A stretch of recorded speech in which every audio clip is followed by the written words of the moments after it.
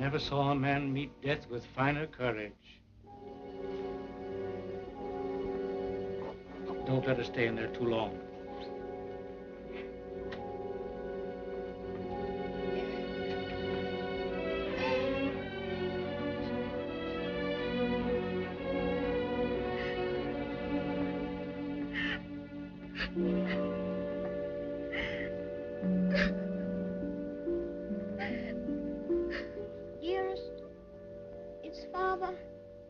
Is Father well now? Yes, dear. He's well. He's quite well. But we have no one left now but each other. No one at all. My baby.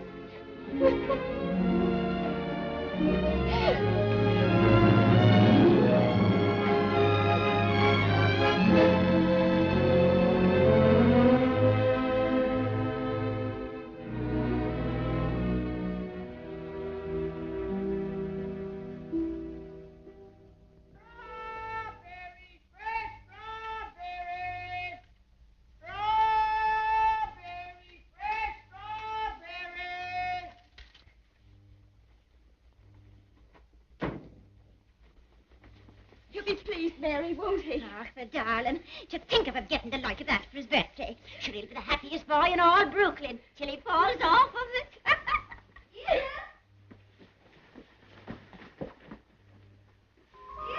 All right, Ceddie.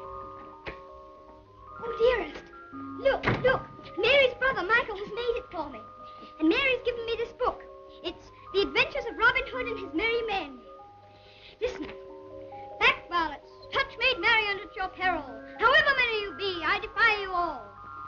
See, dearest, you're maid Marian, and I'm Robin Hood. They crowd around you. I'll never leave your side, however many there are. Oh. Now, dearest, you cry out, help me, Robin Hood. Help me, Robin Hood. Help, help, help. All it's no, I've got Help. There. Oh. Isn't that? Oh. You like it? Oh, my. Of all the events in my life, this is the most magnificent. Do you really like it, darling? It's what you wanted? It's exactly what I wanted. Oh, I do hope it is. Only you will be careful, won't you, and not let it run away with you or anything. I suppose I'm about the safest bicycle rider in the whole of Brooklyn. Do you mind that now, huh? No? Can I ride it now, dearest? Can I go now? Oh. I can't wait 1 minute. Mr. Hobbs has to see it, and Dick. Can I go now, dearest? At once? Yes, dear, only do be careful. Oh, there we are. Oh, you just Ceddie, do be careful of the streetcars if you get off the sidewalk. Oh, Wait a minute. yes. Goodbye, dearest. Goodbye. Oh, be careful, oh, be careful, oh, be careful. Good morning, Mrs. McGillicuddy. Good morning, Ceddie. A very good morning. How are your bones today, Mrs. McGillicuddy? Oh, none too good after the rainstorm yesterday. Oh, they ate last night something cruel. Ties me up in knots, the rain does. Does it? How very peculiar. But it's a fine day to go bicycle riding. Oh, I suppose so. For them that has bicycles and can ride them. I suppose everybody who has a new bicycle will take it out and ride it today. Glory be to goodness, and whose bicycle might that be? It's mine. It's my birthday present from dearest. Oh, it's a daisy show. Fine enough for the president to ride. And it has all the latest improvements. Oh, sure, it sounds like the bells of St. Patrick. Sure, it's the luckiest boy in the world, John. Well, I'll have to be going. Oh, I nearly forgot. Please choose my apple now, Mrs. McGillicuddy. But would you mind keeping it for me until I get back? Sure.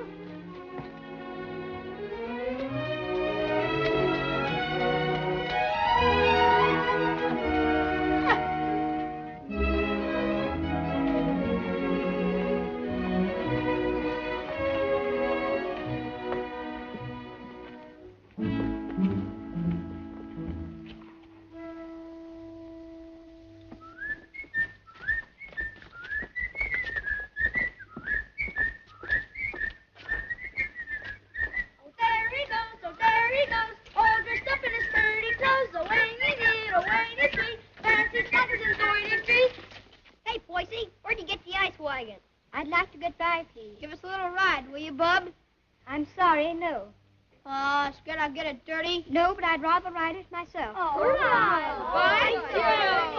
Hey, English, when'd you get back from dear old London? I'm not English. I'm an American. Now, where'd you get that kind of gab?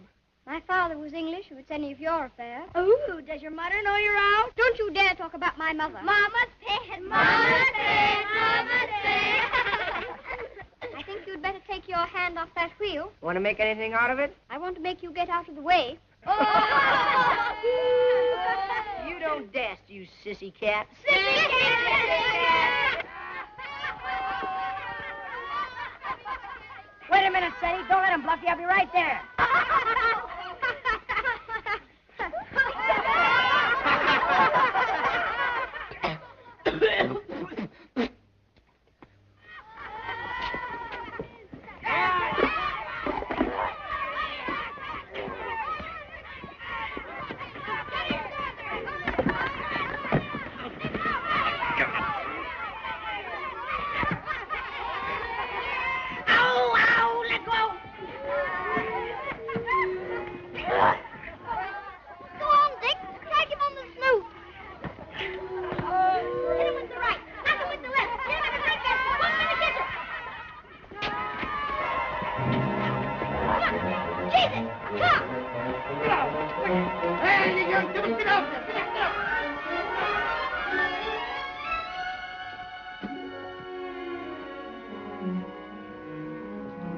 Oh, why couldn't that copper leave us alone? We had him licked. Thanks terribly for coming to my rescue, Dick. Oh, next, that makes us even for me giving you the mumps. They didn't even scratch it.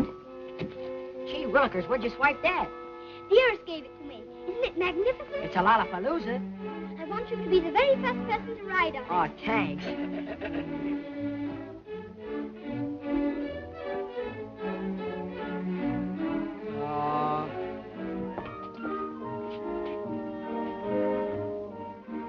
Thank you very much for your assistance, Mr. O'Brien. It's a pleasure, Ceddie, my lad. Of course, I think we might have won anyway. Sure, and don't I know it? But I had to keep you from committing murder. I tell you what, Dick. I'll just go once around the block, and then you can ride it down to Mr. Hobbs' store. Make it later, 'cause right away I gotta go see my brother Ben off. He's going out west. Who is he? Where? Texas? No, Chicago. Oh, that would be splendid, riding Mustangs and shooting there. There's my brother Ben now. Come on, Dick, I've got to leave. Well, come on down to Mr. Hobbs' store as quickly as you can.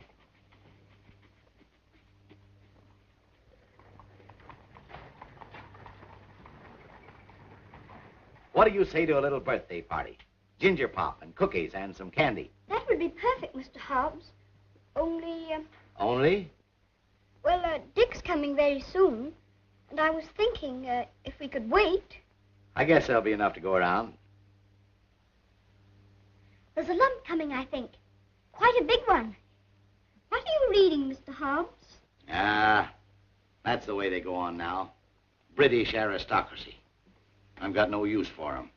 Earls and marquises going around as if they was lords of creation, wearing their coronets. Did you ever know any marquises, Mr. Hobbs? Or earls? I should say not. I'd just like to catch one of 'em inside here, that's all. I'll have no grasping tyrants sitting around on my cracker barrels. Perhaps they wouldn't be earls if they knew any better. Oh, wouldn't they, though? They just glory in it. It's in 'em. They're a bad lot. Here you are, Dick. Just in time for Ceddie's birthday feast. Gee, Manetti, ginger pop and everything. Here's to your health, Ceddie. Many happy birthdays. Thank you very much, Mr. Hobbs. Why, Mary. Come on home, darling. The mistress is wanting you. Oh, glory be. Would you look at your face? I'm very sorry, Mr. Hobbs, but I shan't be able to stay for the feast. Is there anything wrong with Dearest? Not at all. Sure, there's nothing the matter with her. What's happened, Mary? Now, don't be asking me any questions. Queer, strange things happening to us. If you forgive me, Mrs. Errol, you must not disregard the great position to which your son has fallen heir through the death of his uncle, your late husband's brother. But what it amounts to, Mr. Havisham, is that you want to take my boy away from me. Mrs. Errol, you must remember that I'm acting quite impersonally and simply as the lawyer of the Earl of Dorincourt. The Earl of Dorincourt disowned his son and has refused to recognize his grandson until now. Why should I give up my boy? Oh, I'm afraid I've been very stupid, Mrs. Errol. I should have told you. My instructions are that you shall accompany Lord Fauntleroy to England. Oh. However, I must remind you that Lord Dorincourt is not very friendly toward you. He's an old man and has always had very strong prejudices against America and Americans, and was bitterly opposed to his son's marriage. He's fixed in his determination not to see you. You live at the lodge, and a suitable income will be provided for you. The only stipulation is that you make no attempt to visit your son at the castle, nor even enter the park gates. There's your sister, Mary. Hello, Bridget. Why, what's the matter? Mrs. Michael, it's worse. We've no money. We can't pay the rent. I'll let you not be bothering me now, Bridget. I've more important things to attend to. I wonder what your husband's wishes would have been in this matter. You knew my husband? Yes, I knew Captain Errol well, and liked him, as everybody did. He was greatly attached to his old home. Yes, I know. He, above everyone, would have appreciated what this means to your son, the very great advantages he'll have. Yes, you're right. My husband would have wished it. Mr. Havisham, I must ask you to let me tell Ceddie about this in my own way and in my own time. He must never know his grandfather dislikes me. If he did, it would make it harder for them to be friends. Very well. Your son will thank you for this when he's a man. I hope his grandfather would love Ceddie. He has a very affectionate nature and has always been loved.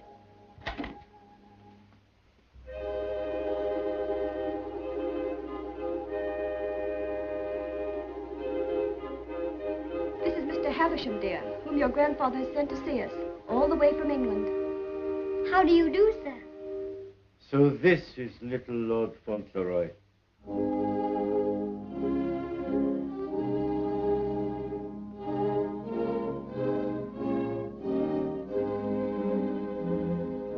You see, dear, your grandfather has no more children now, and he's very lonely. So he wants us to go and live with him in England. Because he's an earl, and you are his heir, you will have a new name, Lord Fauntleroy. And someday you will be the Earl of Dorincourt. Oh, dearest, do I have to be an earl? None of the boys are earls. Can't I not be one? I'm afraid it can't be helped, dear. Just think, dear, soon we'll be starting for England. Do we have to go to England, dearest? I'd much rather not. Oh, what will Mr. Hobbs say? Anything else, ma'am? How much is your table butter? 13 cents a pound, ma'am. 13. Why, the last I bought was only 12.5 cents. That must have been last month. It's 13 today. Oh, indeed. Well, never mind the butter. Heavens and earth, if prices go any higher, we'll all starve to death. Nay. Good day, ma'am. Hello, Ceddie. What's the matter? Mr. Hobbs, do you remember what we were talking about yesterday morning? It seems to me we was talking about England. Yes, and earls, don't you remember? Oh, yes. We did touch 'em up a little. That's so. You said you wouldn't have them sitting around on your cracker barrels. So I did. And I meant it, too. Just let 'em try it, that's all. Mr. Hobbs, one is sitting on this barrel now.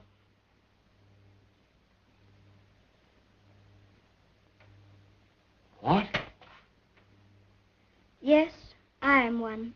Or I'm going to be. I won't deceive you, Mr. Hobbs.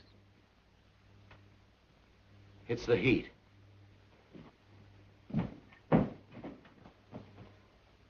It is a hot day. How do you feel? Got any pain? Thank you, I'm all right. I'm sorry to say it's true, Mr. Hobbs.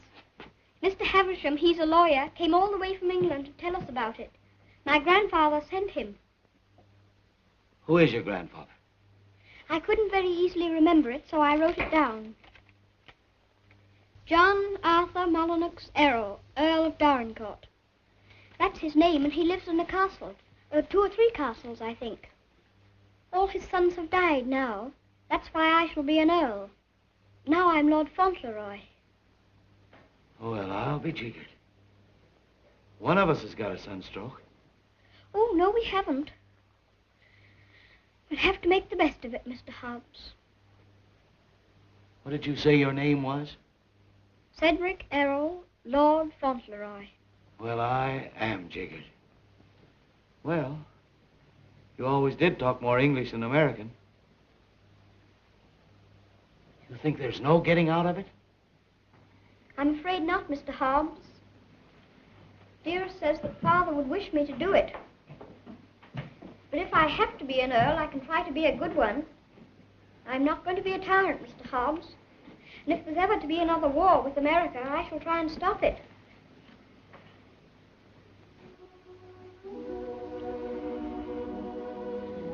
England's a long way off, isn't it? It's across the Atlantic Ocean. That's the worst of it. Perhaps I shan't see you for a long time. I don't like to think about that, Mr. Hobbs. Well, the best of friends must part.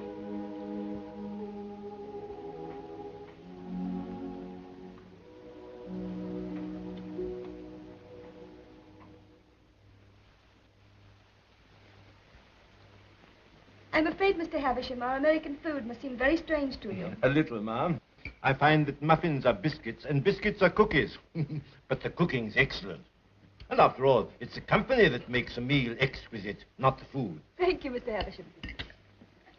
When you're an earl, you'll give splendid dinners in one of the most beautiful castles in England. Do you know, I'm not sure I know exactly what an earl is. And I think if anybody's going to be one, he ought to know, don't you? Would you mind explaining it to me? Well, someone is made an earl generally because he's done some service to his sovereign or some great deed. Oh, that's like the president. Oh, is it? Is that why your presidents are elected? Yes, sir. When a man is very good and knows a great deal, he's elected president. And they have talks like processions, and bands, and everybody makes speeches. I used to think perhaps I might like to be president, but I never thought of being an earl. No, being an earl is rather different from being a president. An earl is generally of very ancient lineage. What's that? Very old family. Extremely old. Oh, that's like the apple woman. She's 100, I should think. She's of such ancient lineage, it'll surprise you how she can stand up. I used to feel sorry for anyone who's so poor and has such ancient lineage. She says hers has gone into her bones, and the rain makes it worse. When I said ancient lineage, I didn't mean old age. The first Earl of Dolincourt was created an earl hundreds of years ago. Well, well, that was a long time ago, wasn't it, dear? Yes, dear. Many earls have been very brave men and have fought in great battles. I should like to do that myself. My father was a soldier and a very brave man, as brave as George Washington. I'm glad earls are brave. That's a great bounty. Would you excuse me a moment, please? There's someone I must see. Oh, certainly, of course. There's another advantage of being an earl. Some of them have a great deal of money. That's a good thing to have.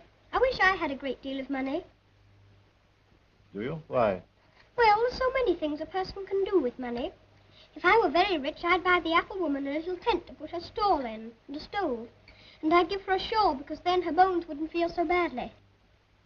And what else would you do if you were rich? I'd buy Dearest all sorts of beautiful things. Dearest? I call Mother Dearest because Father did. And there's Dick. And who's Dick? Dick's a bootblack. I buy him some new cloths, some brushes, and a new sign, and start him out fair. He says that's all he wants, is to start out fair. Is there anything else?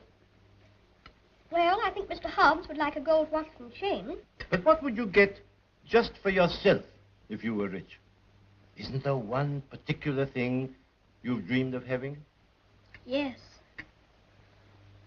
A pony. But I suppose that would be too much to even dream about. I'm so sorry. A poor woman who was in trouble came to see me. Oh, is it Bridget? Yes, dear. I wish we could do something for her. She has 6 children, and her husband is out of work. He has inflammatory rheumatism, and that's the kind of rheumatism that's dreadful. Before I left Dorincourt Castle, the Earl said that if you expressed any wishes, I was to gratify them and give you anything you desired. Now, here are £5. In your money, $25. If you have any desire to assist this poor woman, I'm sure your grandfather would wish it. Can I have it now? Can I give it to her this minute? May I be excused, please, dearest? Yes, Ceddie. Bridget! Bridget, wait a minute. Here's some money. My grandfather gave it to me. It's for you. That's a great deal of money, Mr. Havisham. We've never had very much. I'm just beginning to realize the great power Ceddie will have. Such a child still. I'm a little afraid. I think from what I've seen of him, that you have nothing to fear. Oh, I hope not. He mustn't be spoiled by all these wonderful changes. She cried. She said she was crying for joy. I never saw anyone cry for joy before. My grandfather must be a very good man. It's more agreeable being an earl than I thought it was going to be. In fact, I'm almost quite glad I'm going to be one.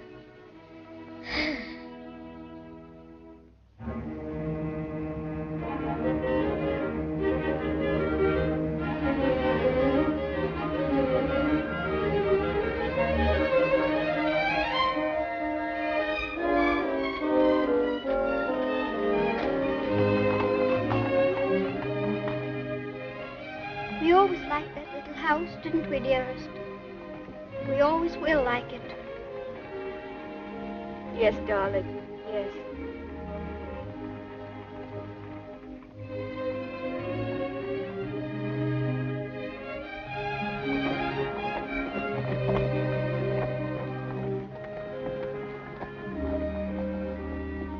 I've come to say goodbye. I have to go to England to be a lord, and I shouldn't like to have your bones on my mind every time it rains. Oh, bless your dear little heart with all your kindness to me. My bones is as quiet as anything. Can I give you a kiss for luck? Of course.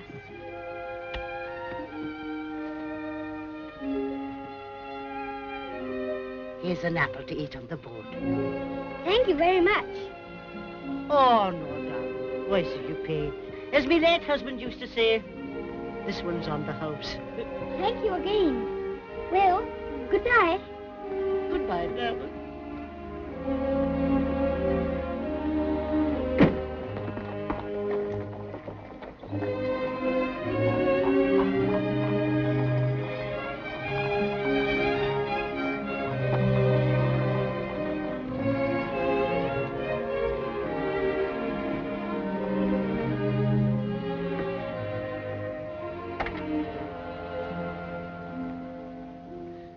Well,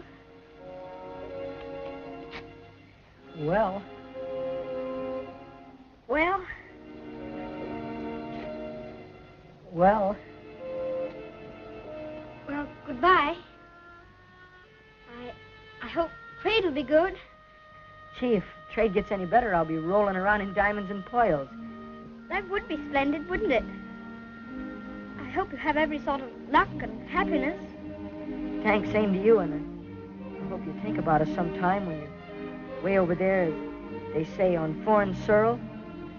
I'll think about you all the time, and I'll write to you, and you must write to me. Here's where you send your letter. Gee, I wish you wasn't going away. Thanks, mister, for all the swell things you've done for him. He certainly deserves it. He's a game little kid. Gee, I almost forgot. Here, I bought this for you. It's a handkerchief. You can use it when you get among them swells. Oh, Dick, it's beautiful. It's extraordinary. I'll use it always. Thank you, Dick. Thank you very much. Well, goodbye. Well, goodbye.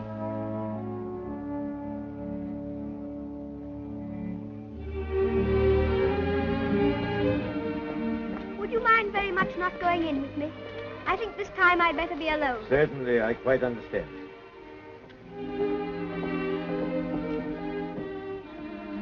This is for you, Mr. Hobbs.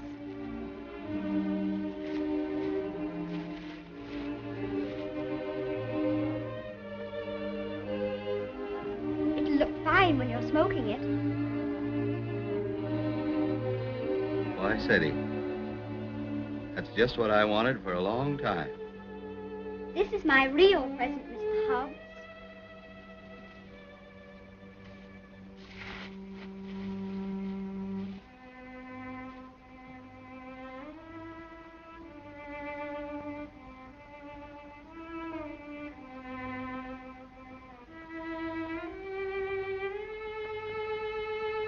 There's something written on it, inside the case. I told the man what to say. You read it.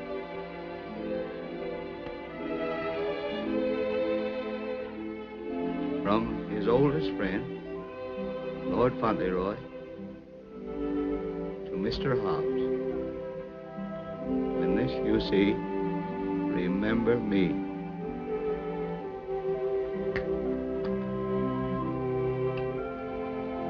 When this you see, remember me.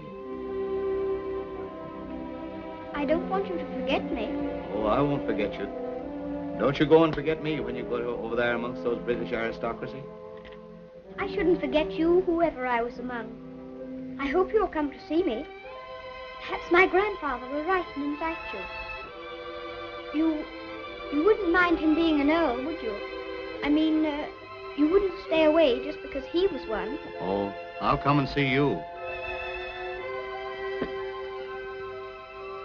I won't be able to help myself.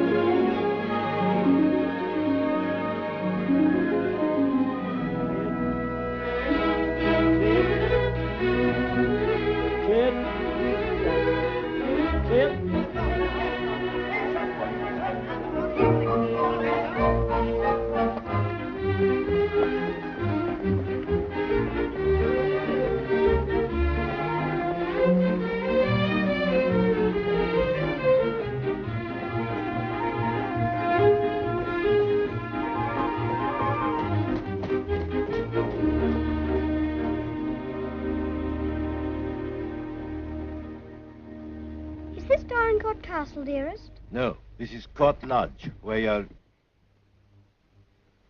Here's Mary. We had a splendid time in London, Mary.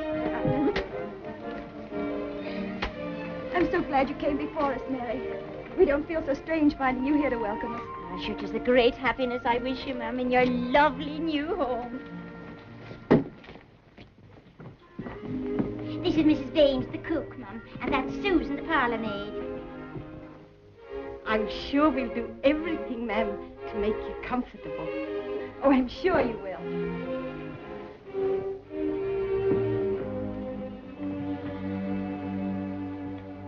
I must say goodbye.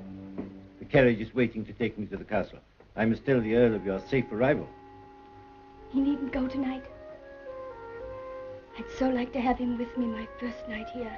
No, I'm sure Lord Dorincourt won't expect his grandson tonight. Tomorrow will be time enough. I dread so to tell him that we're not going to live together anymore. I'm a coward, I know, putting it off so long, but it's the most difficult and most cruel thing I've ever had to do.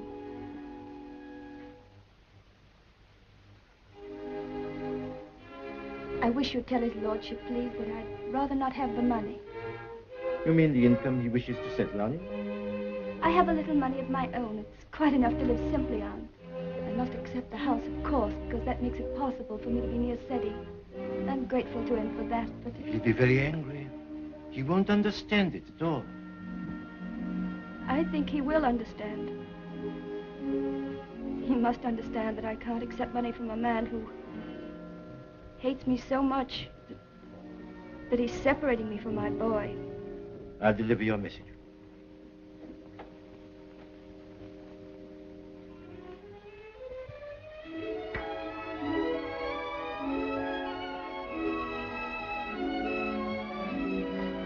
I think it's beautiful here. Don't you, dearest?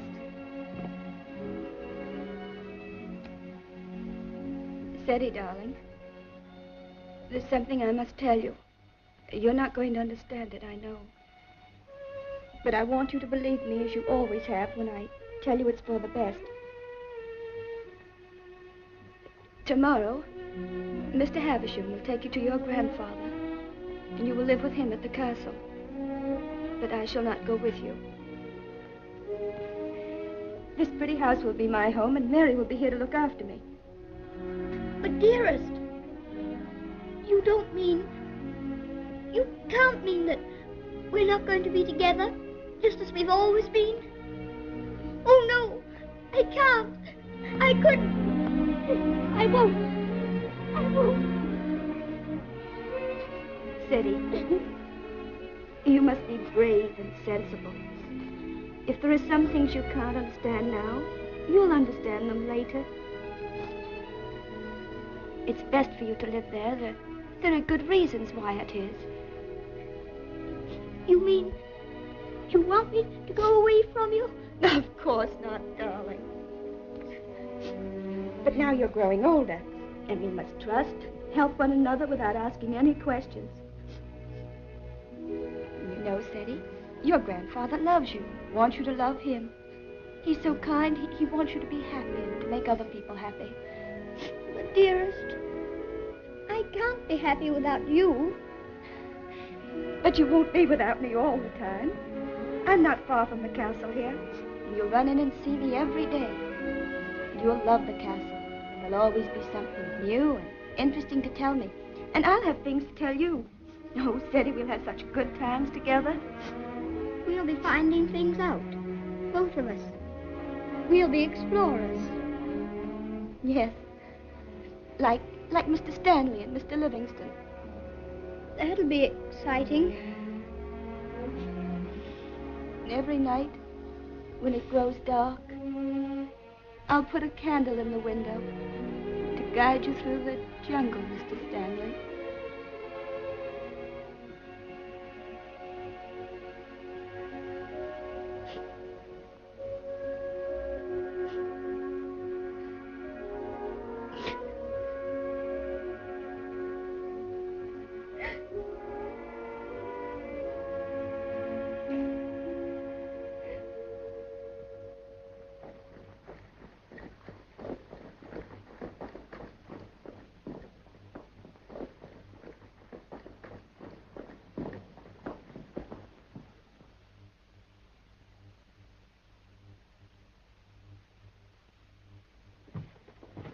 Ah, Newick, how's his lordship? Oh, he's in a rare mood this evening, he is. He told me to evict all the tenants if they weren't paid up. Oh, I dare say that'll be a job to your liking.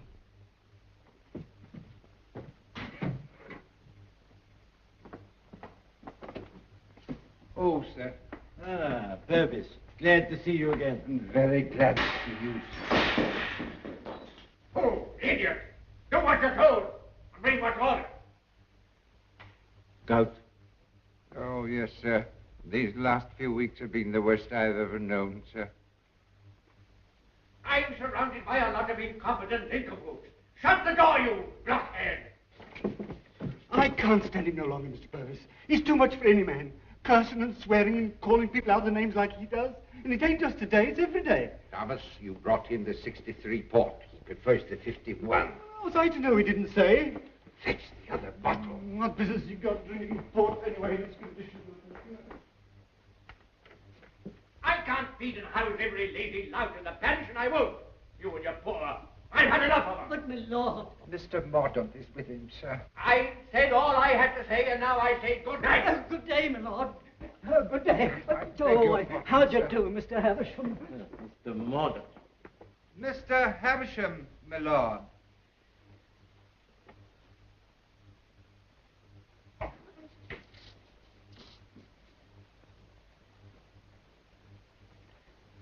Well, Havisham. What? Come back, have you? Put that cushion right for me, will you? Hey, careful!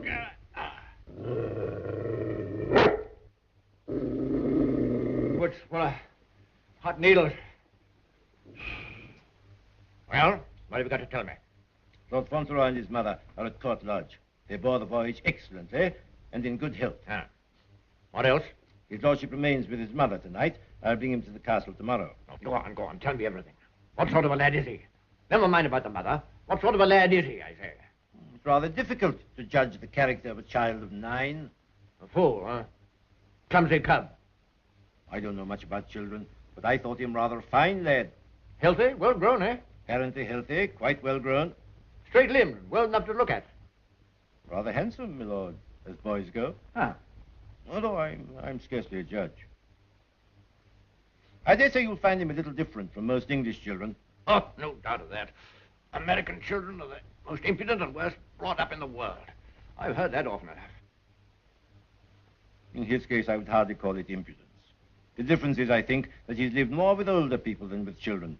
But I should call it a mixture of maturity and childishness. Exactly. Beastly, impudent, bad manners. That's what it is. I have a message to deliver from Mrs. Errol. I want none of her messages. The less I hear of her, the better. But this is rather an important one. She prefers not to accept the income you propose to settle on her. What's that? What do you say? She says it's not necessary.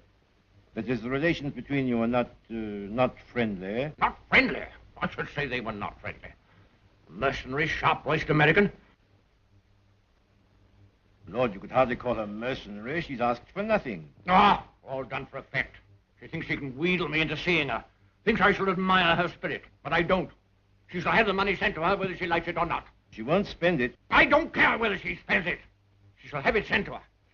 She shan't tell people that she's got to live as a pauper because I'm doing nothing for her. Huh? I suppose she's poisoning the boy's mind against me, too. No. I have another message that'll prove to you she's not done that. I won't care.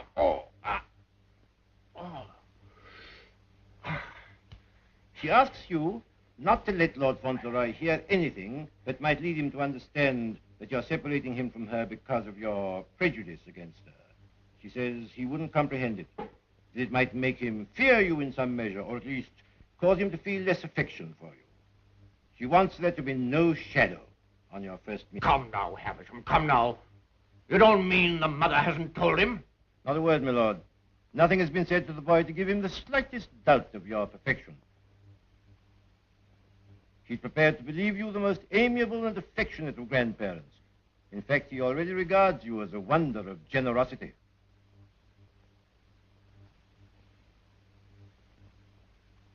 Oh. He does, eh?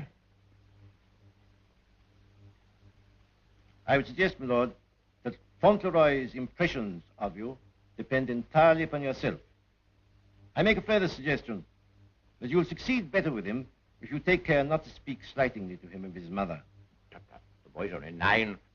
Nevertheless, those 9 years have been spent at his mother's side. She has all his affection.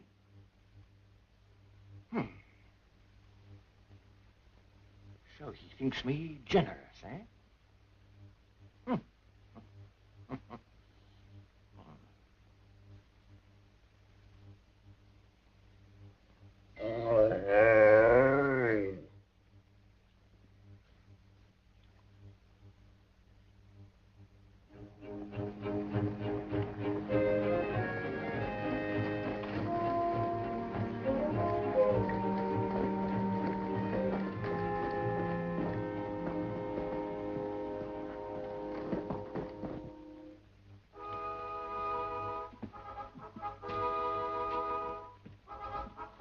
Purvis, this is Lord Fauntleroy. my lord. How do you do? Thank you, my lord.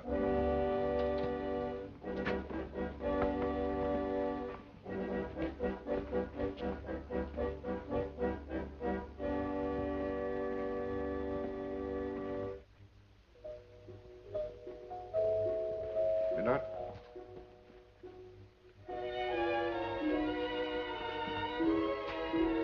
This is Lord Fauntleroy, Mrs. Mellon. Lord Fauntleroy, this is Mrs. Mellon, the housekeeper. How do you do, ma'am? I shouldn't know his lordship anywhere, sir. He has the captain's face and way. Oh, was it you who sent the cat? I'm ever so much obliged to you, ma'am. How do you do? He's a great lady, sir. Where's his lordship? In the library, sir. Lord Fauntleroy is to be sent to him alone.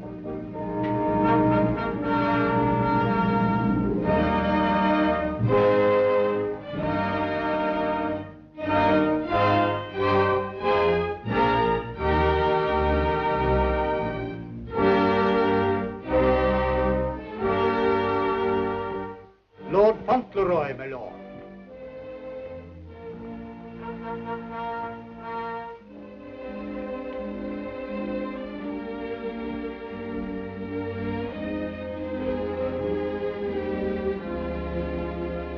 Dougal, come back, sir.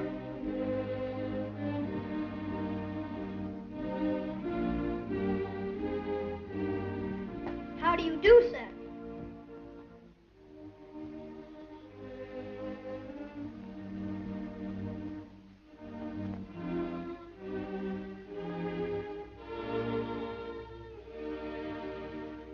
Are you the Earl? I'm your grandson that Mr. Havisham brought. I'm Lord Fauntleroy.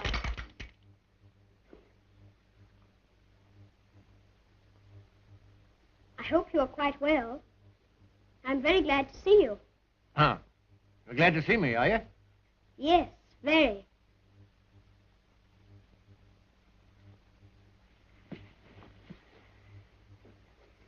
I kept wondering what you would look like, if you'd be anything like my father. Oh, and am I?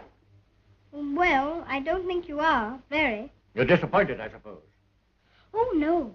Of course you would enjoy the way your grandfather looked, even if he wasn't like your father. You know how it is yourself about admiring your relations. Eh? I'm not sure that I do. Oh, any boy would love his grandfather, especially one who's been as kind to him as you've been. Oh, so I've been kind to you, have I? Yes. I'm ever so much obliged to you about Bridget and the apple woman and Dick. Bridget? Dick? Apple woman? They were particular friends of mine. You know, they were the ones you gave me all that money for. The money you told Mr. Havisham to give me if I wanted it.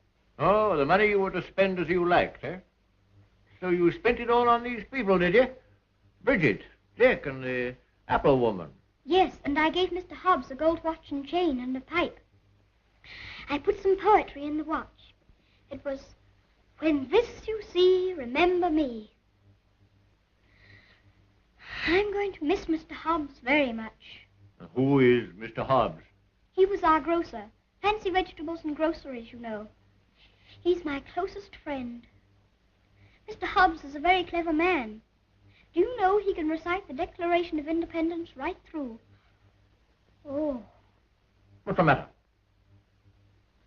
I just remembered you might not like to hear about the Declaration of Independence. I forgot you were an Englishman. Huh? You forgot you were English too, didn't you? Oh, no, I'm an American. You are English. Your father was an Englishman. I was born in America. You have to be an American if you're born in America. You don't... I beg your pardon for contradicting you. Mr. Hobbs says that if there's ever to be another war, that I should have to be an American. But I promised him that if there were to be another war, I should try to stop it. You would you? Dinner is served, my lord. Now, be careful, man. Be careful. Careful, man, careful. Oh. Would you like me to help you? You can lean on me, you know.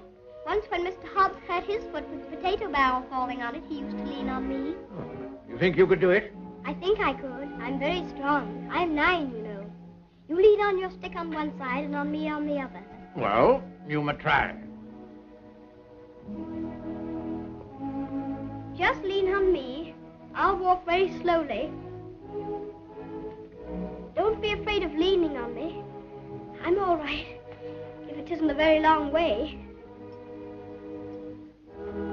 You see that old fellow in red velvet? He was the 10th Earl of Dorincourt. King George I decorated him for services during the war with Spain and Austria. He was tremendously strong. Could bend a bar of iron between his hands. You get your strength from him. How very interesting. Did you ever try putting your foot in hot water and mustard? Mr. Hobbs used to. Arnica is a very good thing, too, they tell me. Ah, thank you. I'll try it.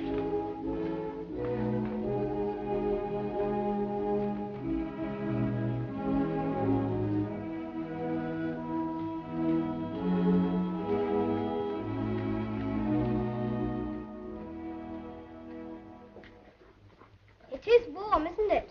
A person can't help getting warm in the summertime. Great heavens! What's that? It's a present from Dick. Isn't it beautiful? When this I see, I shall always remember Dick. Yes, I should think you would. It's a bit difficult to forget him. Dick's a professional bootblack. You'd like him. He's so square. Square? Yes. He wouldn't cheat anyone or hit a boy under his size. Oh, very praiseworthy. Thank you.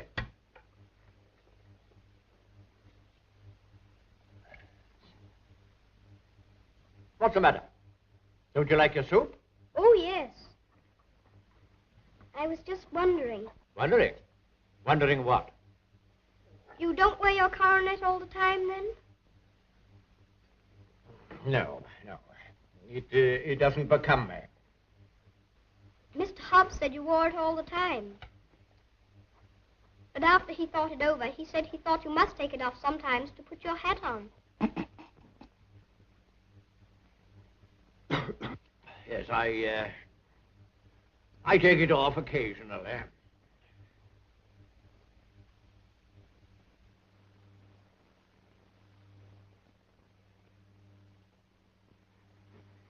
You must be very proud of your house. I never saw anything so beautiful. But it's a very big house for just 2 people to live in, isn't it? Oh? Do you think it's too large? Well, I was only thinking that if 2 people lived in it who were not very good companions, they might get a little lonely sometimes. Thank you. Do you think I shall make a good companion? Yes, I think you will.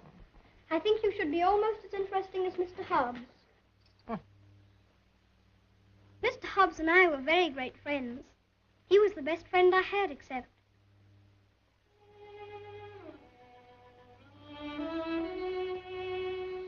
Fauntleroy, what are you thinking of?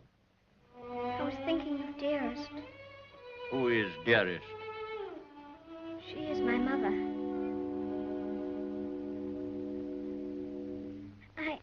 I think I'd better get up and walk up and down.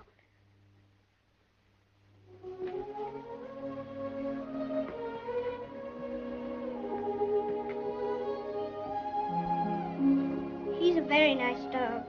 He's my friend. He knows how I feel. How do you feel?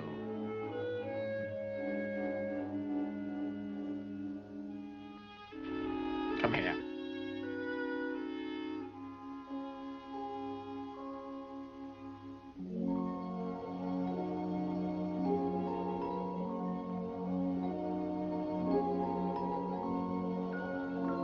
You see, I never was away from my own house before. It makes a person feel a strange feeling when he has to stay all night in another person's castle instead of his own house. But Dearest is not very far away from me. She told me to remember that. And after all, I'm 9, you know. And I can look at the picture she gave me. Look, you press the spring and it opens, and there she is.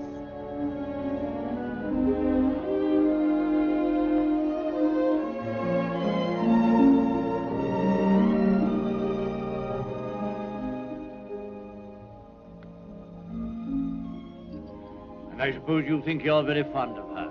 Yes, I do think so, and it's true. Mr. Hobbs and the others were my friends.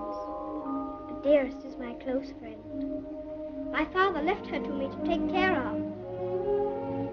When I'm a man, I'm going to work and earn money for her. Oh. What do you think of doing? Well, I did think of going into business with Mr. Hobbs. But I should like to be president. We'll send you to the House of Lords instead. Well, if I couldn't be president, and if that's a good business, I shouldn't mind. The grocery business is dull sometimes. Yes, there's the House of Lords. But it's the business that every Earl of Dorincourt goes into. I shall have to talk to Dearest about it.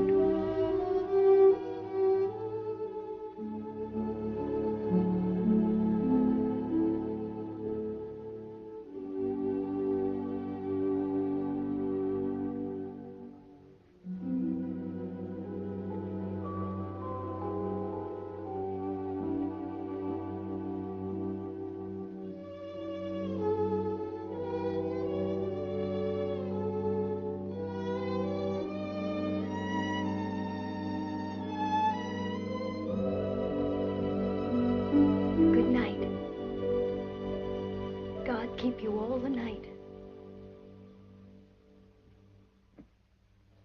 Morning, Thomas. Good morning, sir. His lordship?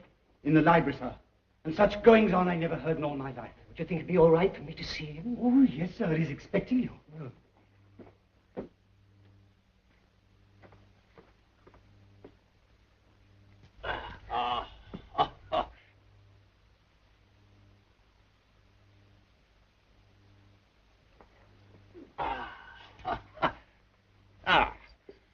Morning, Mordaunt.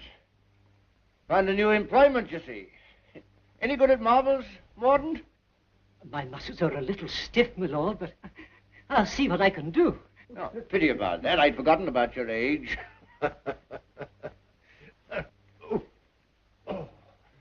This is the new Lord Fauntleroy. Fauntleroy, this is Mr. Mordaunt, rector of the parish. I'm very glad to make your acquaintance, sir. I'm delighted to make your acquaintance, Lord Fauntleroy. Well, what is it this morning, Mordaunt? Who's in trouble now? It's one of your tenants, my lord. Higgins of Edge Farm. York has told him that if he doesn't pay the rent, he must leave the place. He's a bad tenant. Always behind, Newick tells me. He's devoted to his wife and children. If the farm is taken from him, they may literally starve. That's like Michael. Huh? I forgot we had a philanthropist here. Come here. What would you do in this case? Well, if I were very rich, I should let him stay and give him things for his children. Nonsense. You're Lord Fauntleroy. Time you learn to deal with these situations. You can write, can't you? Yes, but not very well. Well, go over to the desk and write Newick his orders.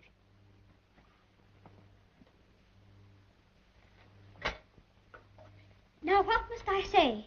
You must say, Higgins is not to be interfered with for the present.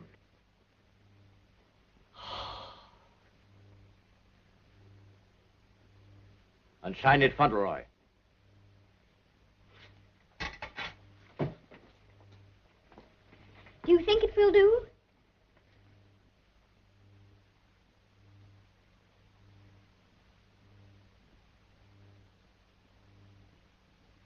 Yes. Higgins will find it entirely satisfactory. Mr. Hobbs always signed his letters that way, and I thought I'd better say please. Is that exactly the right way to spell interfered? Well, it's not exactly the way it's spelled in the dictionary, but... I was afraid of that. Yes, Higgins won't complain of the spelling. I think you must be the best person in the whole world. Don't you, Mr. Mordaunt? I shall write and tell Mr. Hobbs. Oh, what'll you tell him? I shall tell him I think you're the kindest man I ever heard of, and that you're always thinking of other people and making them happy, and that I hope when I grow up I shall be just like you. Just like me. There you are, Mordaunt. Take that with you. I will indeed. This is good news.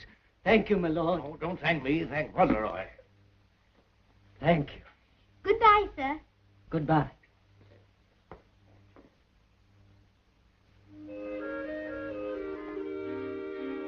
May I go to see Dearest now? I think she'll be waiting for me. There's something for you to see in the stables first. Ring the bell. In the stables? If you please, I'm very much obliged, but I think I'd better see it tomorrow. She'll be expecting me all the time. Ah, very well. We'll order the carriage. You don't care to see what's in the stables? Oh, I do, I do. Oh, it doesn't matter. It's only a pony. Pony? Whose pony is it? Yours?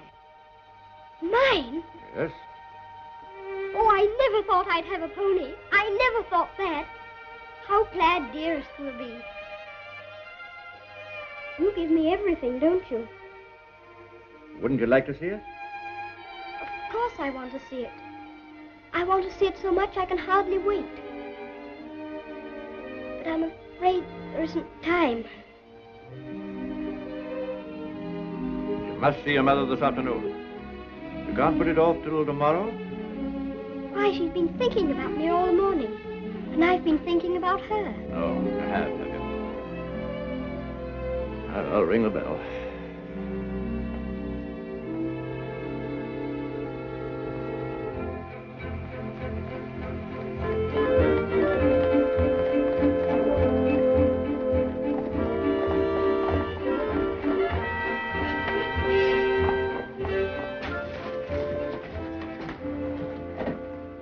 Let me give you your stick. Just lean on me when you get out. I'm not going to get out. Not to see Dearest? Dearest will excuse me. Go and tell her that not even your new pony would keep you away.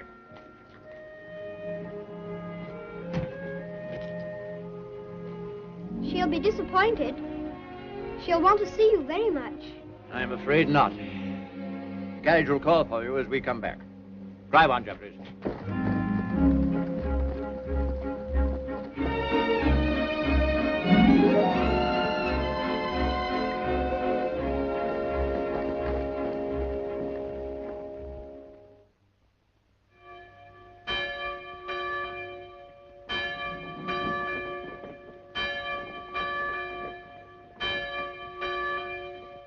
Shame, parted from his own mother.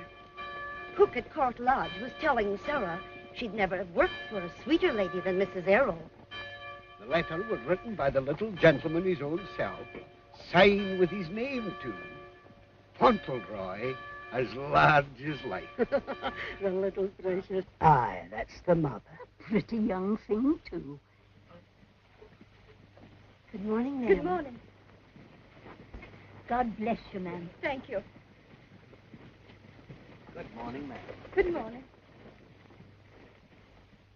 It's his lordship coming to services. That's a new notion.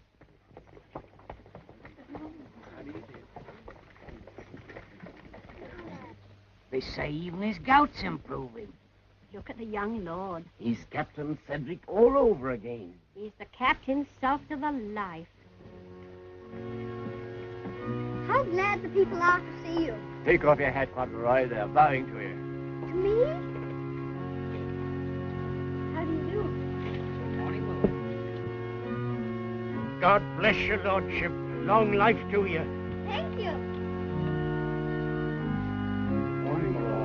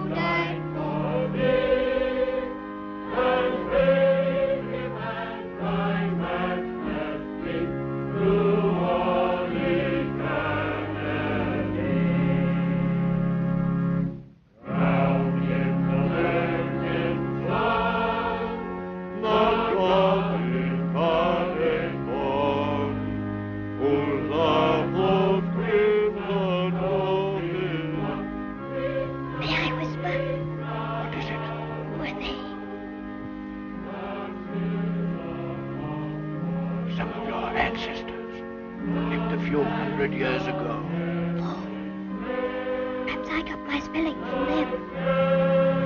Shepherd king of Israel,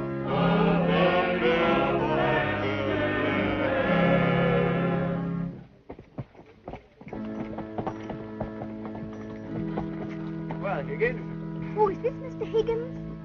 Yes, I suppose he's come to have a look at his new landlord. Yes, my lord. I understand his young lordship was kind enough to speak for me, and I thought I'd like to say a word of thanks. I've got a great deal to thank your lordship for.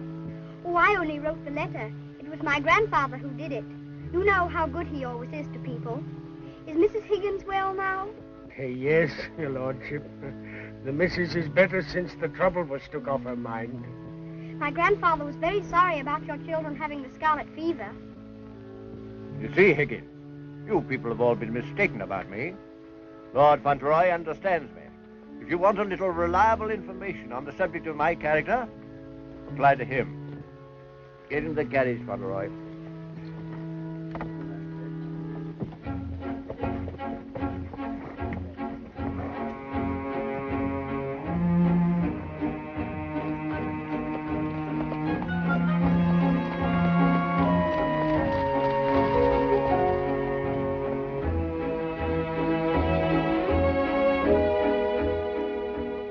Mother very much? Yes, sir. I miss her all the time. You don't miss her, do you? I don't know her. I know, and that's what makes me wonder. She told me not to ask any questions, and I won't. You see her almost every day, don't you? Isn't that enough? We used to see each other all the time. And we could tell each other things without waiting. Well, don't you ever forget about her? No, sir, never. I shouldn't forget about you, you know. If I didn't live with you, I should think about you all the more. On my word, I believe you would.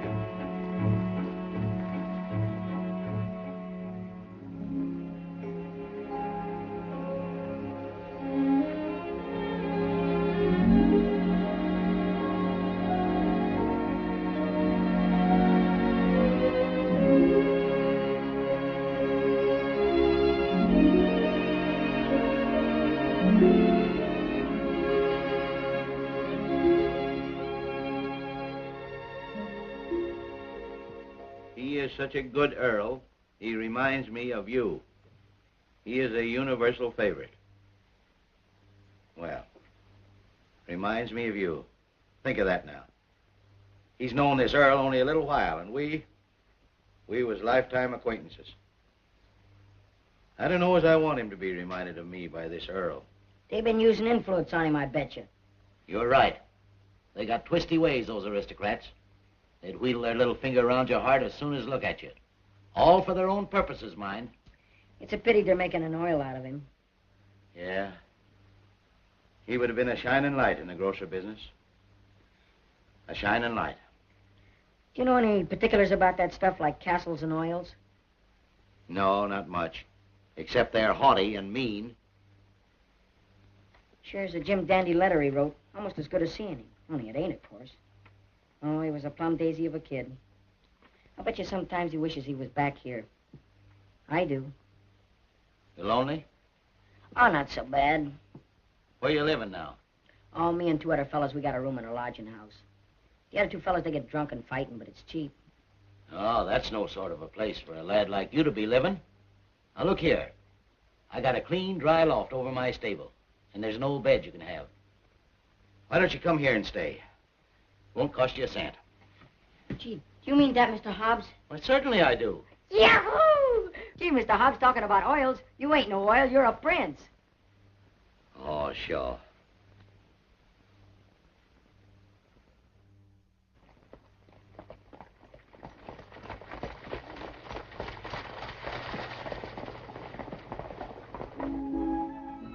I wonder whether he will have an American accent. My dear, won't it be interesting if he has the Dorincourt eyebrows? When do we see the mother? Shh. I believe she's supposed to be kept in the background.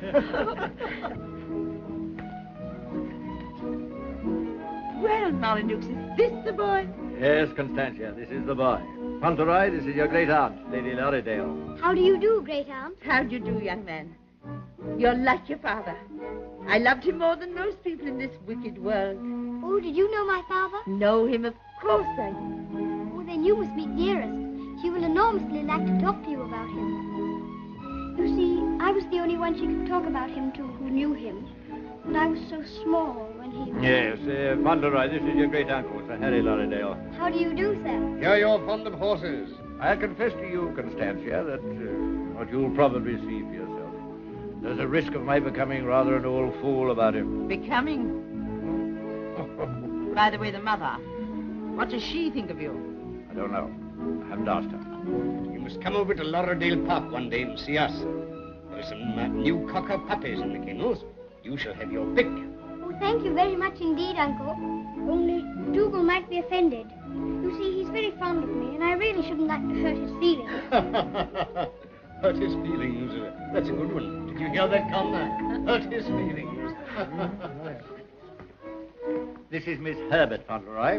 I want you to be great friends with her. How do you do? Have you met Dougal? He shakes hands beautifully. Shake hands with Miss Herbert, Dougal. He's a great friend of mine. I like making friends, don't you? Yes, I do. May I be your friend? And Dougal's. Oh, yes, if you please. Okay, Lumbago, Fortescue. Better, I hope. Thanks. Much better. I've known Dorincourt as well as anyone could know him for 35 years. And that's the first time he's ever bothered to inquire about my health. Most extraordinary. Havisham, you're late. What's kept you? Beg your pardon, my lord. I was detained by extraordinary news. News? What? What news? Not now, if you don't mind. Later, my lord, later.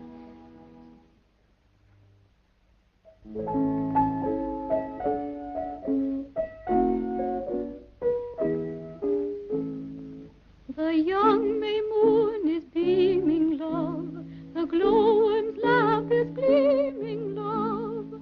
How sweet to rove through Mona's grove, while the drowsy world is dreaming, love. And awake till rise of sun, my dear, the sage's glance will shun, my dear. Or in watching the flight of bodies of light, he might happen to take thee for one, my dear. Charming, charming. What a sweet song. Delightful, my dear. Thank you, my dear, thank you. Do you like music?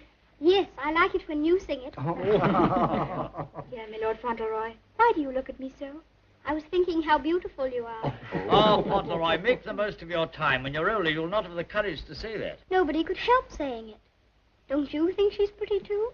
Well, we're not allowed to say what we think. Lord Fauntleroy shall say what he thinks. I'm sure he thinks what he says. I think you're prettier than anyone I ever saw, except Dearest. I think she is the prettiest person in the world. I'm sure she is. And I must tell her how kind you've been to me. I never was at a party before, and I've enjoyed myself so much. Oh, I beg your pardon.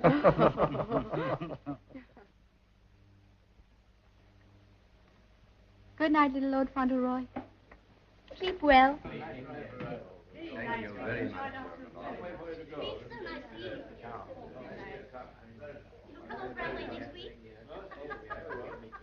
Good night. So glad you came.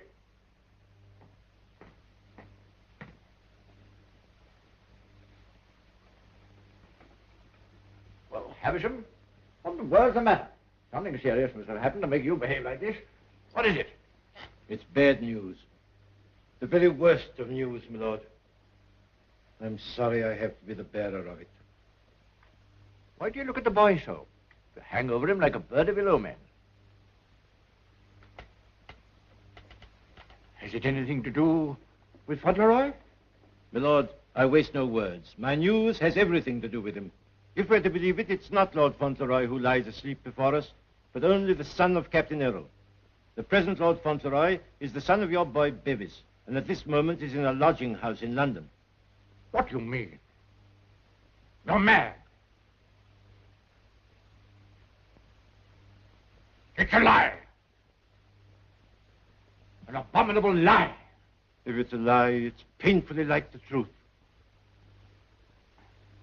A woman came to my chambers this morning and told me that she married your son Bevis in London 11 years ago. She showed me the marriage certificate. The child was born shortly after Bevis deserted her and was taken by her to America. Oh, the woman's obviously an impostor. It's a trumped-up fraud. I'm afraid not, my lord. I saw the boy's birth certificate. She's, I'm afraid, a very ignorant person. But she's consulted a lawyer who advises her that her son is, of course, Lord Fauntleroy and the rightful heir. She demands that his claim be immediately acknowledged. I'll protest this to the last. I'll disown Bevis's boy. I'll have nothing to do with him or his mother. You can't disown him, my lord. Nothing we can do can keep the eldest son's child from his inheritance.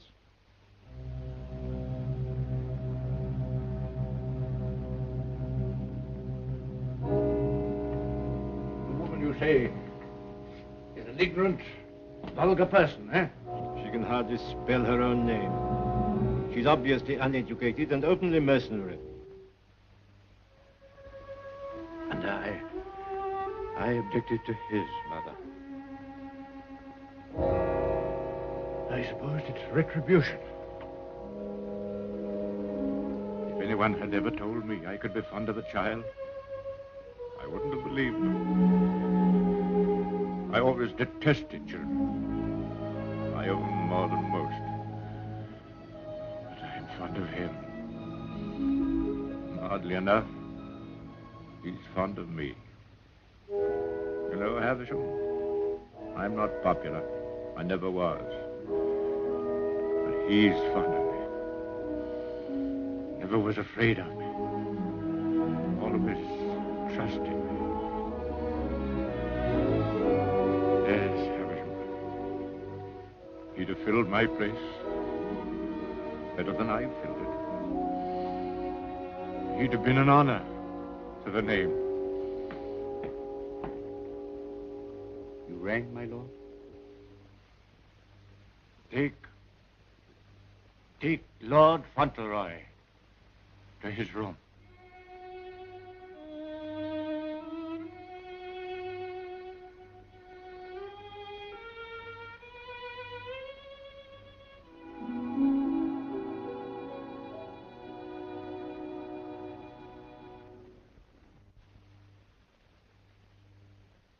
What a pity. The boy's a thoroughbred if ever there was one. I suppose you may say it's a judgment on Molyneux. But that boy, the first human being he ever loved. Will Molyneux take the case to the courts, do you think? Can't tell. He's obstinate enough. Courts are the devil. You go in with your best suit, buckles on your shoes, and come out as nature made you. Bless my soul, Constantia. Whoever would have dreamed that I'd have felt sorry for the old boy? I wouldn't have minded our having a boy like that, Harry. Yes. Better luck for us, little girl, if we had. I'll tell you one thing. If his little lordship loses his title, the village loses the best friend it has. Aye, that's right. And I'll tell you another thing. It'll drive the Earl mad if this goes wrong for him. Why, he's been so proud of the boy, you'd hardly believe it if you knew him for what he was before. And the new one's no lady, that's sure. Bold-faced thing, that's what she is. A dark-eyed, brazen-faced wench. Is the Earl coming now with Mr. Havisham?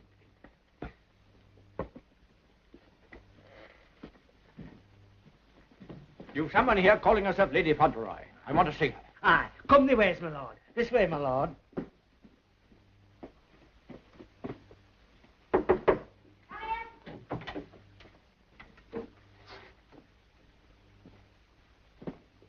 Earl of Dorincourt.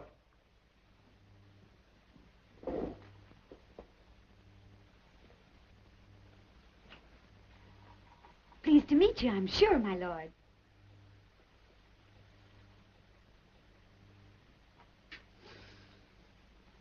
Bevis?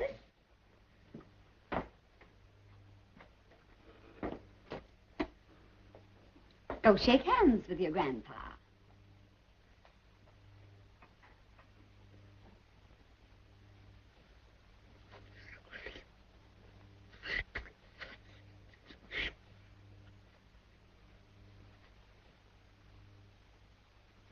So that's the way you're going to treat your grandson, is it? Ah, you needn't try to look so fierce about it. He's your grandson, all right. Yes, my lord. We have proof of the young gentleman's birth. He is the son of the late Lord Fauntleroy. Allow me to introduce himself. Joshua Sneyd, at your service. My card. I've already had the pleasure of making Mr. Havisham's acquaintance. Lady Fauntleroy has placed all the evidence in my hands. I can assure you, my lord, it is sufficient to justify her case should it come into court. But may I suggest that we come to an arrangement and settle this matter amicably on a friendly basis? Friendly? Ha! Look at him staring at me as though I was dirt. Me, his own daughter-in-law. Oh, your son Bevis married me, all right. And a fine rotter he was. But he was the father of my boy, and I can prove it. Lady Fauntleroy, please. You may think you can fight me, but a lot of good it'll do you. They don't love you around here, and you know it. I've heard plenty about you and your dirty, snobbish pride. Plenty of pride you'll have when I'm finished with you. Unless you want to climb down off your high horse and get reasonable with your own flesh and blood. Lady Fauntleroy... You shut up. I'll stop at nothing, do you hear? I'll drag this case through every court in the land. I'll let the whole world know what you are. You and your precious son, Bevis, deserting me and his own child, a babe in arms. How I've suffered, heaven only knows. And you standing there looking at me and my boy as if we were scum. You ought to be ashamed of yourself. You say you married my eldest son. If that's proved to be true, the law's on your side.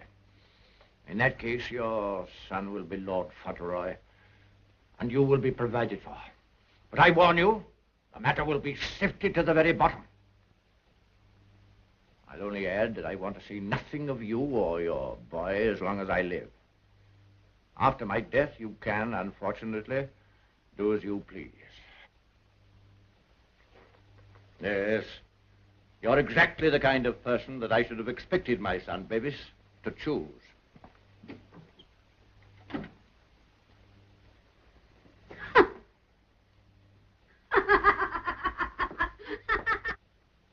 I'm afraid, Dorincourt, there can be no two opinions. At least that's how I see it. You agree, Semple? Yes, I'm afraid we can see it no other way. But it's monstrous. That woman and that boy are utterly unfit. Alas, the law can take no cognizance of such things. I sympathize, Dorincourt, more than I can say. Sympathize? What's the use of that? If we take it to the courts, you think there can be only one result? I'm afraid so.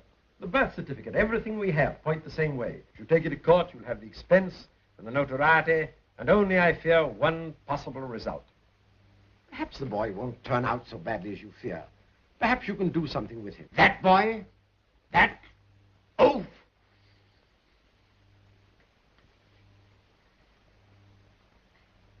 With the other one? Yes. I have no other course but to accept your judgment. Come, Havisham. Thank you, Lord. And you, Mr. Semple.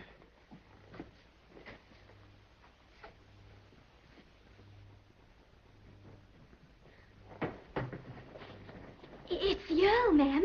The Earl itself. Show him in.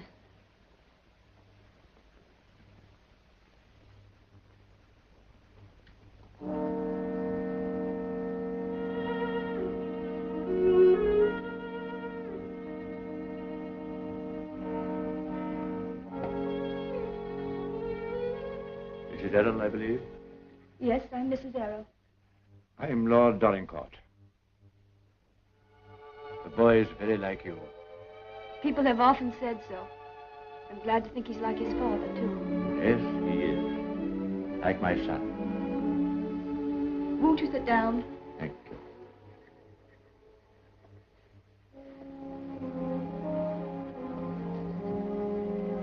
I've come to tell you that I've had the very best, the highest legal opinion. I'm sorry. This outrageous woman and her child... Perhaps she cares for him as much as I care for Ceddie, my lord. Her son is Lord Fauntleroy. Mine is not. Yes, I'm afraid you're right. Perhaps you would have preferred that Ceddie should not be the Earl of Dorincourt. It's a very magnificent thing to be the Earl of Dorincourt, my lord. I know that. But all I care about is that Ceddie should be what his father was. Brave, just, and kind, always. A striking contrast to what his grandfather is, eh? I haven't had the pleasure of knowing his grandfather. I know my little boy believes. I know that Ceddie loves you. Would he have loved me if you told him why I didn't receive you at the castle? No, honestly, I think not. That's why I didn't wish him to know. Well, there are very few women who wouldn't have told him. Yes, Ceddie is fond of me. And I'm fond of him. I can't say that I was ever fond of anyone before. But he pleased me from the first. I'm an old man. I was tired of my life. But he's given me something to live for. More than that. More than that. I'm proud of him. I was satisfied to think that one day he'd be taking my place as head of the family. I'm miserable. Miserable.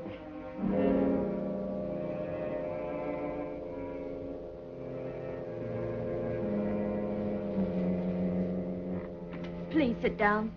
You've been so much troubled, you must be tired. And you need all your strength. Thank you.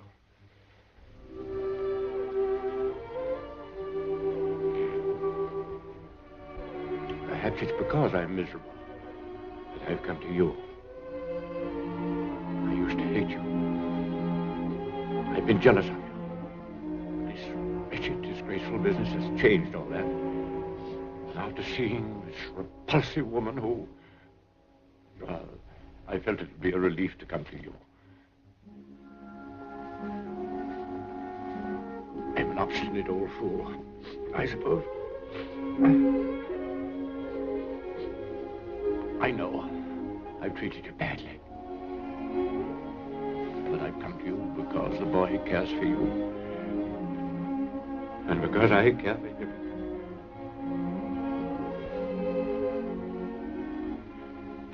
Treat me as well as you can. For the boy's sake.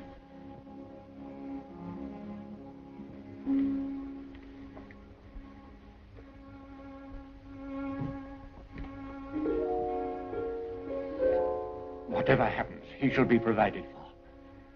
Ceddie shall be taken care of now and in the future. Always. Thank you. You like the house? Oh, very much. It's a cheerful room. May I come back again and talk this matter over? As often as you wish.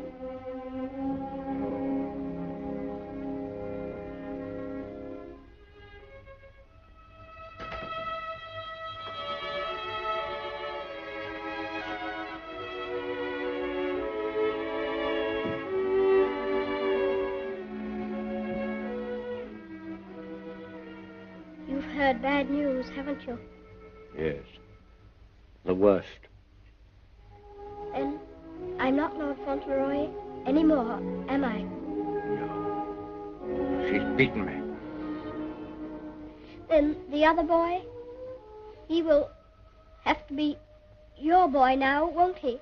Like I was? No. He'll have to live in the castle if he's Lord Fauntleroy, won't he? That common little brat shall never enter this place in my lifetime. I'll take care of that.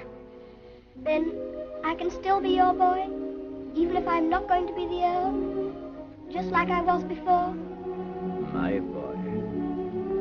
Yes, you'll be my boy as long as I live.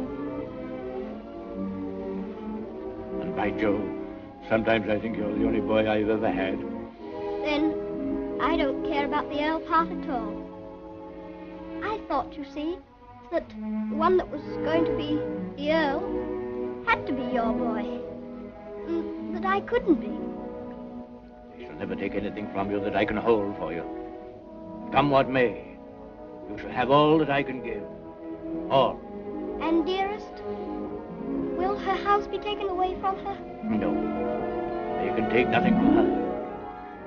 Nothing from either of you.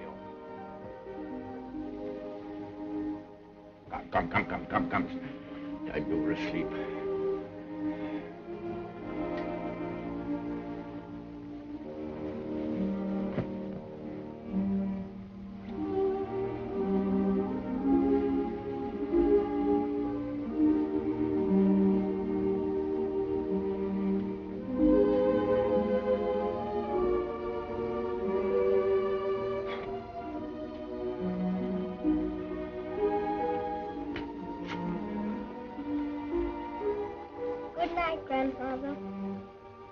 Good night, my boy.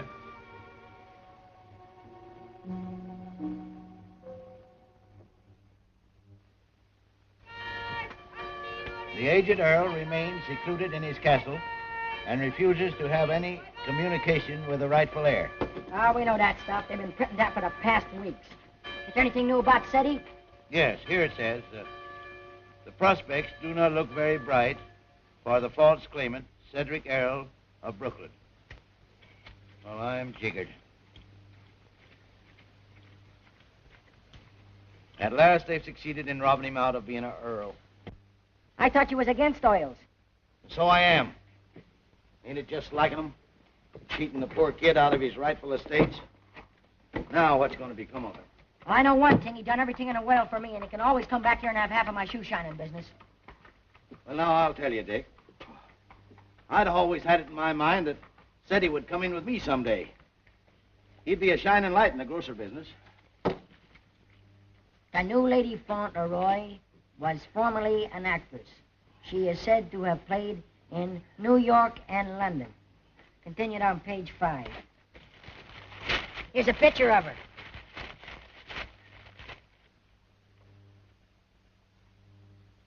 Holy mackerel.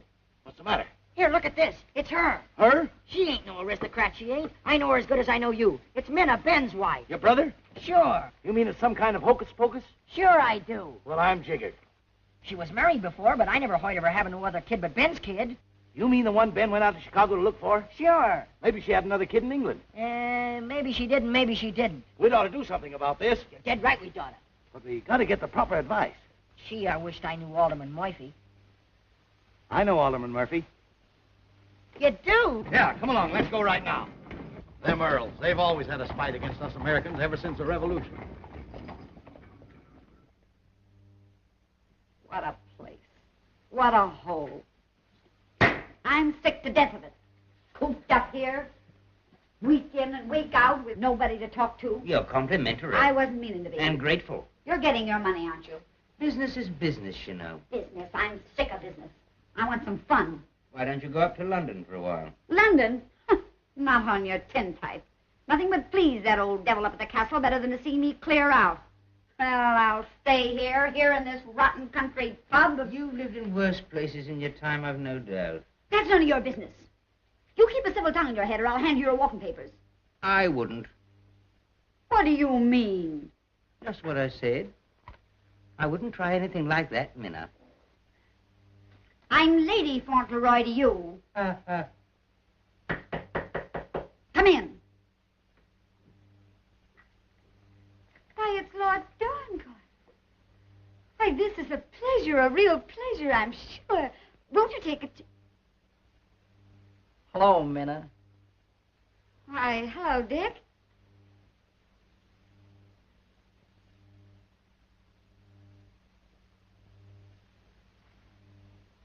Hi, Ben. What are you doing here? Where have you been all this time? Do you know her? Funny if he didn't, seeing as how he was my second husband. Where is the child? What child? You know what child, our boy Tom. Oh, Ben. But you know, you must have heard. Someone must have told you. Told me what? It was pneumonia. Only 3 days and he was gone. It broke my heart. I meant to write you, but I didn't know where you were. If that's true, who is this boy you've got with you? That's none of your business, Ben Tipton. Can I see him? No, you can't. Tell us, please, why Mr. Tipton should not see your boy. Oh, hello, Uncle Dick. Well, I'll be jiggered. You shut up. You're a dirty pair, you are. Coming all this way to spy on me, trying to do me hurt. I'll have the law on you for the way you're hounding me. You... Silence! Come here, Tom.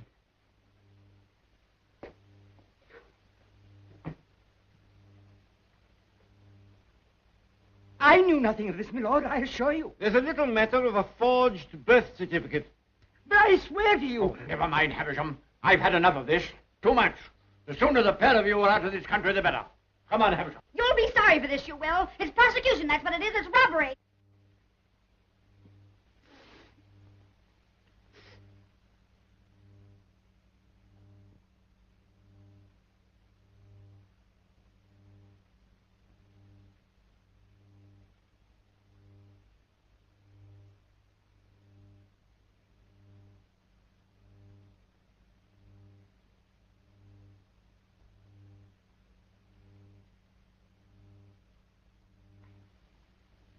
This will be somewhat in the manner of a museum, my lord? Well, not exactly a museum, Mr. Hobbs. They're portraits of my ancestors. Your aunt's sisters? All of them? I'll be jiggered. Your great uncle, he must have had a family. Did he raise them all? I mean that they were earlier distinguished members of the family. Do you know, Earl, I used to have a very poor opinion of you aristocracy, but I've changed. I'll take you, for instance. You're a pretty good sort, even if you are an Earl. I'm very gratified. A bit gay, wasn't he? Yes, that's why I have the gout, Mr. Hobbs. Oh. And they was all Earls, and Ceddie's going to be one, and own all this. And he'll be worthy of it, Mr. Hobbs. Sure he will. All these Earls. You know, I wouldn't have minded being one myself.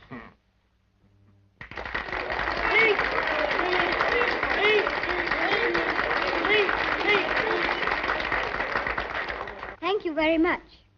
It's such a lovely day. I always like having birthdays, but never one so much as this because you're all so kind to me. My grandfather wants everybody to be happy and comfortable, and I'll want it too when I'm grown up. I think that's all because I'm not very good at making speeches, but I must say that I'm very much obliged to you for liking my birthday. Ripping little nipper. Ain't he a daisy? I'll bet you boys elect him king someday. I didn't know the little fella could talk so good. Why, he makes a better speech than Alderman Murphy. By Jove. Well, I'll be jiggered. And I've another birthday present for you. Another one besides all the things this morning? Yes, the best of them all. Oh, dearest! Oh, dearest!